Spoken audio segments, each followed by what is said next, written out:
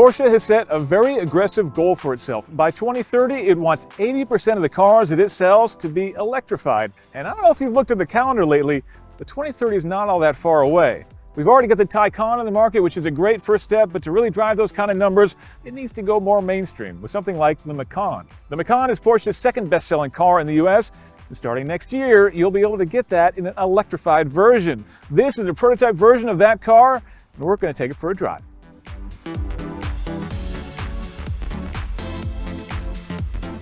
In terms of the design of the Macan, obviously the shape is very similar to the current car, but when it comes to the details, well, I can't really talk about them too much because, as you can see, there's still camouflage on this prototype. This is a pre-production car that Porsche is actually testing here in California. So they've still got it covered in stickers and other sort of stuff to hide what the car really looks like in detail. The headlights are definitely the thing that's most obscured there. They look quite a bit different than the current Macan, but actually quite similar to the Taycan, so you can see the inspiration there. Down lower on the nose, there's a new active grille there, which will basically improve either cooling or aerodynamics, depending upon what the car needs at the moment. Now back, we've got more active aerodynamics with a spoiler that pops up to give you more downforce or goes down flush if you want more aerodynamics. For higher speed stuff, we've also have rear steering as an option on the Macan, and that can basically make the car feel like it's longer or shorter depending upon what you want to do. If you're on the highway and you want longer stability, the rear steering will help the car be more stable by steering in the same direction as the front wheels. But if you want to go on some really twisty roads, the rear wheels will turn in the opposite direction and make this thing feel like it's a lot shorter than it is. Getting behind the wheel of the Macan, at this point, Porsche has not given me any information about what they're exactly going to call the electric Macan versus the internal combustion Macan when it comes to trim levels, that kind of thing. But I have been told that the car that I'm in right now is basically the top trim. So maybe something like a Turbo or a Turbo S. The naming is TBD, but what I do know is it has somewhere in the ballpark of 600 horsepower underneath my right foot, which if I get to a little bit of a straight section of road here and put my foot down very quickly, and it definitely leaps forward very quickly. Throttle response, as you would expect from an EV, is of course instantaneous, and that's a lot of power in a car this size. Now, what I can't show you is what anything in the interior here looks like. The outside, of course, is camouflage. The interior is even more covered up. Normally I'd stick a camera up there and kind of gesture vaguely at the interior, but I can't really do that right now. Porsche has asked me not to show the interior just yet because they want to basically save this for a bigger reveal later on. But what I can tell you is that roughly it looks more or less like the Taycan interior. I have a curved, fully digital gauge cluster behind the steering wheel, which has two reconfigurable sections on the left and the right that I can toggle through different options here for things like battery state of charge, navigation information, media controlling, that kind of thing. And right now I'm getting a whole lot of error messages because, again, this is a pre-production car, more like maybe a late alpha, early beta in software terms. So definitely a lot of work to go.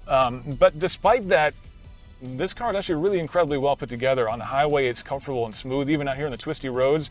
Not road noise, nothing like that, no squeaks, no rattles, and this is, again, a car that's quite a ways away from actually going into mass production. And in terms of handling, in terms of the dynamics out here on a twisty road like this, it's really impressive. This car's got basically all the toys on there, which includes not only the high power motor configuration, but also the rear steering and the active rear differential with torque vectoring. That means basically as I'm going from left to right, it can send more power to the left or the right to help the car pivot around the corner. It also can counter steer on the rear axle to, again, make this car feel like a shorter car effectively, and it's remarkably effective. Now, I'm not driving terribly quickly right now because I can either talk good or drive good, and right now I'm prioritizing the talking.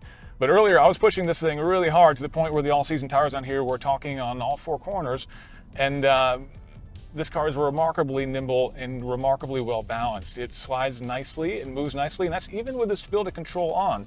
The car will let you have a lot of fun before it starts to cut the power back or really try to intervene or keep you from doing what you want to be doing.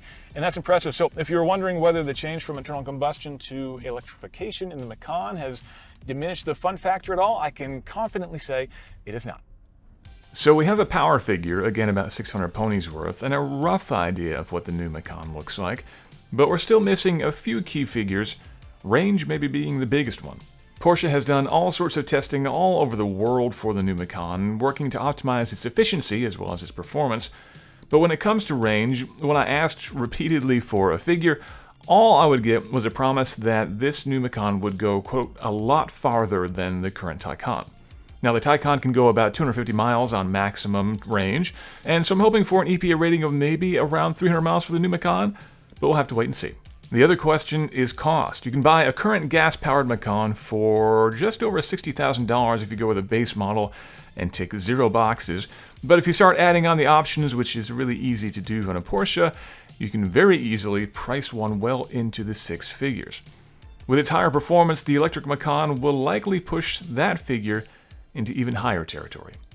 At the end of the day, I'm really impressed by this Macan, especially given it's still just a prototype version. The power is phenomenal, the handling is really good, and while you can definitely feel the extra weight of the battery pack in this car, honestly that feels like a relatively small drawback for all the other benefits that this electric Macan brings to the table. Now I do worry it's going to be a little bit confusing for there to be 2 different versions of the Macan in Porsche dealerships at the same time, the one with the gas engine and the one with the electric motors, but for me, the electric motor one is definitely going to be the one to pick. But what do you think? Would you like an electric Macan or will you stick with the gas-powered version? Let us know down in comments. Make sure you like and subscribe.